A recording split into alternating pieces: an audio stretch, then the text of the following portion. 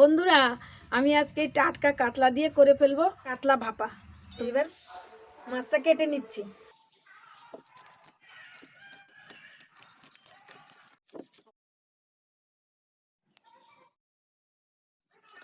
আমি সব রকম মশলা মাছের মধ্যে ম্যারিনেট করে এবার আমি এই জলের মধ্যে 3 বাটিটা ছেড়ে দেবো, দিয়ে ঢাকা দেবো। লবণ দিলাম, হলুদ, লঙ্কার গুঁড়ো, জিরের গুঁড়ো, গোলমরিচের গুঁড়ো, সব রকম জিরে, ধনে, কাঁচা লঙ্কা পেস্ট করে নিয়েছি, কাচিঘানি সরিষার তেল,